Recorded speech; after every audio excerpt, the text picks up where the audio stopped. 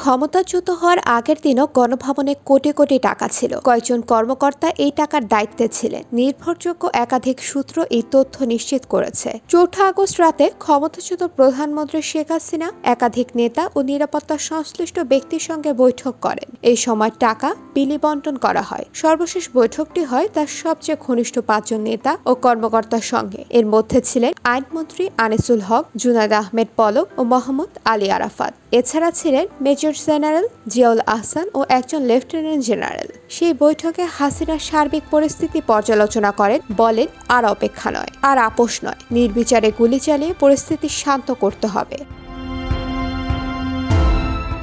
বৈঠকে যোগ দেন আইজিপি চৌধুরী আব্দুল্লাহ আল মামুন। বৈঠকে আইজিপি জানান, পুলিশের পক্ষে আর সম্ভব হচ্ছে না।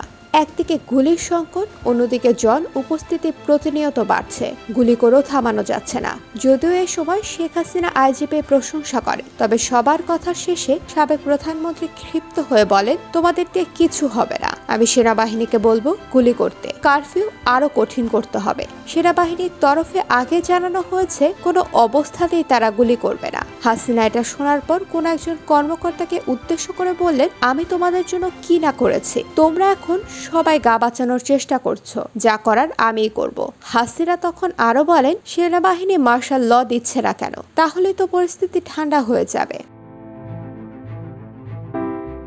সেনাপ্রধান জেনারেল ওয়াকারুজ্জামান আগে জানিয়ে দিয়েছিলেন, মার্শাল লর পক্ষে তাদের সায় নেই। মার্শাল ল দিয়ে পরিস্থিতি শান্ত করা সম্ভব নাও হতে পারে। তাছাড়া বিশ্ব পরিস্থিতিও মার্শাল লর অনুকূলে নয়। এখানেই বৈঠক শেষ হয়ে যায়। একাধিক সূত্র নিশ্চিত করেছে, আন্দোলনকে বিপদগামী করতে টাকা ছড়ানোর সিদ্ধান্ত হয়। তখন গণভবনে গচ্ছিত টাকা দেওয়া হয় নির্দিষ্ট ব্যক্তিদের কাছে। পরদিন পালিয়ে যান শেখ হাসিনা। এই সময় গণভবনে লুট হয়। লুটকারীরা টাকাও নিয়ে যায়। তবে কত কোটি টাকা ছিল জানা সম্ভব হয়নি। ৫৫ লাখ টাকা উদ্ধার করে সেনাবাহিনীর হাতে দেয় জনতা। IBTV USA news desk.